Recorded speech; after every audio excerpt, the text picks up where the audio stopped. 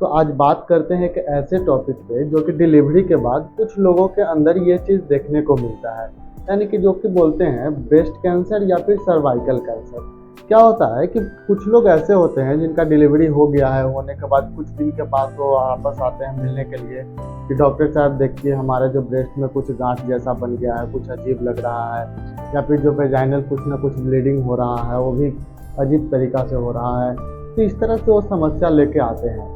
तो ये क्या होता है कि कहीं ना कहीं एक कैंसर का रिस्क हो सकता है। तो इसीलिए सोचे कि चलते हैं इस टॉपिक पे थोड़ा सा बात कर लिया जाए, ताकि आप लोग को भी समझ में आ जाए कि क्या क्या कारण हो सकते हैं कि डिलीवरी के बाद ब्रेस्ट कैंसर हो या फिर सर्वाइकल कैंसर हो। सर्वाइकल कैंसर यानी कि जिसको बोलते हैं बच्चेदानी का कैंसर। तो समझते हैं इस वीडियो में अच्छे तरीके से, बिल्कुल डिटेल में, कि आखिर ऐसा क्यों होता है और क्या होता है। तो सबसे पहले देखते हैं कि ब्रेस्ट कैंसर जो होता है डिलीवरी के बाद आखिर क्यों होता है। यहाँ पे 3 तरह के जो हार्मोन होते हैं, एक होता है एस्ट्रोजन, एक होता है प्रोजेस्टेरोन और एक होता है प्रोलैक्टिन। और ये तीनों हार्मोन का जो लेवल होता है काफ़ी बढ़ा हुआ रहता है। और ये जो तीनों हार्मोन है क्या करता है कि जो ब्रेस्ट का जो सेल होता है उसको काफ़ी तेज़ी से ग्रोथ करवाता है, यानी कि अंदर में जो ब्रेस्ट का जो सेल होता है अंदर में उसको काफ़ी तेज़ी से उसको बढ़ाता है। तो बढ़ाने के पीछे कारण भी होता है, क्योंकि क्या होता है कि डिलीवरी के बाद कहीं ना कहीं बच्चे को दूध पिलाना रहता है, तो जिसके वजह से भी ब्रेस्ट के अंदर जो प्रोलैक्टिन का लेवल होता है वो काफ़ी बढ़ता है, तो ब्रेस्ट के अंदर सेल का संख्या बढ़ता है। लेकिन जो डक्टस जो होता है, जहाँ पे मिल्क डक्ट होते हैं, वो बढ़ते हैं और कुछ नहीं।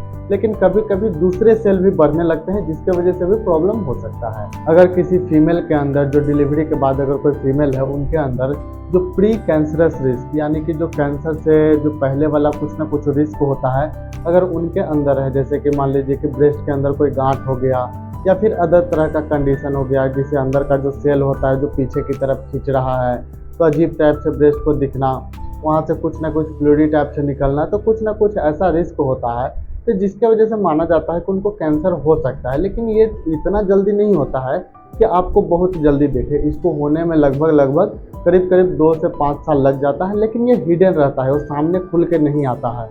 तो ये जो रिस्क होता है इसको क्या बोला जाता है कि प्रेगनेंसी एसोसिएटेड ब्रेस्ट कैंसर इसको बोलते हैं। और ये जो ब्रेस्ट कैंसर का रिस्क होता है उनके अंदर भी काफ़ी होता है, जो अपने बच्चे को दूध नहीं पिलाते हैं, जैसे कि डिलीवरी हो गया है, बच्चे को दूध नहीं पिला रहे हैं, बाहर का डब्बे वाले दूध पे रखे हुए हैं, तो उनके अंदर भी ये रिस्क काफ़ी होता है।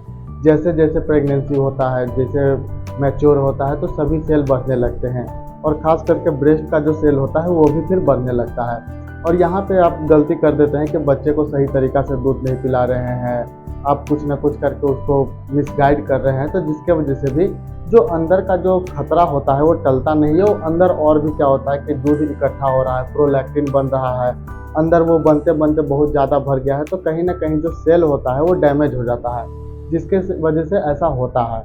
तो कभी भी ये चीज़ हो तो अपने बच्चे को दूध हमेशा पिलाएं। दूध पिलाने से क्या होता है कि कैंसर का रिस्क काफ़ी कम जाता है, इसलिए कभी भी इसको छोड़ना नहीं है। हमेशा अपने बच्चे का सेहत का ख्याल रखना है, जिससे कि आपका भी सेहत पे असर पड़ सकता है। तो इसलिए दूध पिलाना बिल्कुल नहीं छोड़े, क्योंकि आपके अंदर ब्रेस्ट कैंसर का रिस्क को वो कम कर देगा। तो अब जानते हैं कि सर्वाइकल कैंसर क्यों होता है, यानी कि जो बच्चेदानी का कैंसर बोलते हैं, ये क्यों होता है।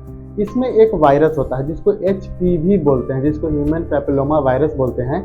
इसके वजह से सर्वाइकल कैंसर होता है। तो बात आती है कि ठीक है, सर्वाइकल कैंसर तो HPV वजह से हो रहा है, लेकिन यहाँ पे डिलीवरी का इसमें क्या रोल होता है। तो जैसे यहाँ पे देखा जाता है कि जैसे नॉर्मल डिलीवरी हो रहा है, तो नॉर्मल डिलीवरी जब होता है तो क्या होता है कि सर्विक्स के पास कुछ ना कुछ ट्रॉमा हो जाता है, वहाँ पे चोट लगती है, जिसके वजह से उनमें सूजन आ जाती है, इन्फ्लामेशन हो जाती है, और ये बार बार जो होते रहता है, तो वहाँ का जो सेल होता है उसमें कुछ गड़बड़ी हो जाती है।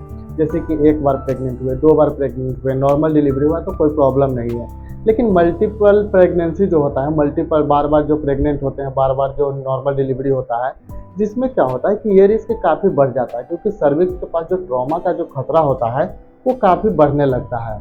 और ये इंजरी या फिर ट्रॉमा के वजह से जो सर्वाइकल कैंसर, जिसको बच्चेदानी का कैंसर बोलते हैं, उसमें प्रॉब्लम होता है ही, लेकिन जो HPV जो इन्फेक्शन होता है उसका भी फैलने का चांसेस बढ़ जाता है। तो इसीलिए जो मल्टीपैरेटी, यानी कि जिनको बहुत ज़्यादा बच्चा है, तो उनके अंदर जो सर्वाइकल कैंसर का रिस्क काफ़ी ज़्यादा बढ़ा हुआ दिखता है।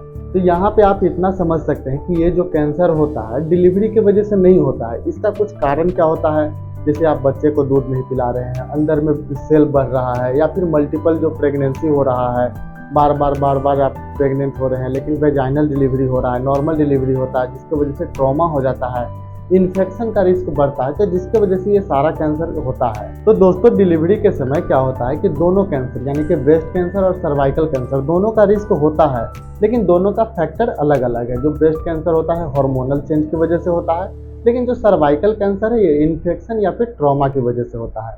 इसके लिए आपको सिंपल क्या करना है कि आपने थोड़ा बहुत सेहत पे ध्यान देना है, थोड़ा सा अवेयर रहें, डॉक्टर से बिल्कुल सलाह लें कि ऐसा क्या करें कि ये सारा रिस्क ना हो। तो ये दोनों कैंसर आपके अंदर ना हो, इसके लिए आपको क्या करना चाहिए कि रेगुलर जो होता है पैप्समेयर का जो एग्जामिनेशन होता है, जो सर्विस का जो सेल होता है उसका एग्जामिनेशन होता है, ये आपको रेगुलर करवाते रहना चाहिए। HPV इन्फेक्शन होता है, इसका भी एग्जामिनेशन करवाना है। जो ब्रेस्ट होता है उसको सेल्फ एग्जामिनेशन करवाना है, यानी कि खुद से आप उसको चेक कर सकते हैं कि कहीं पे गांठ है कि नहीं है। अगर है तो तुरंत डॉक्टर से मिलें, तुरंत उसका ट्रीटमेंट करवाएं, क्योंकि ये जो कैंसर होता है कोई बीमारी नहीं होता, ये एक चीज़ ऐसा चीज़ होता है कि शरीर के अंदर कुछ एबनॉर्मलिटी हो गया है। इसको अगर जल्दी इसको डिटेक्ट कर लेते हैं, जल्दी पहचान लेते हैं, तो इसको आसानी से ठीक किया जा सकता है। तो आशा करते हैं कि ये जो जानकारी है आपको काफ़ी ज़्यादा अच्छा लगा होगा, काफ़ी इन्फॉर्मेटिव रहा होगा आपके लिए। अगर अच्छा लगा होगा तो प्लीज़ चैनल को ज़रूर सब्सक्राइब कीजिएगा। मिलते हैं अगले वीडियो में, तब तक के लिए धन्यवाद।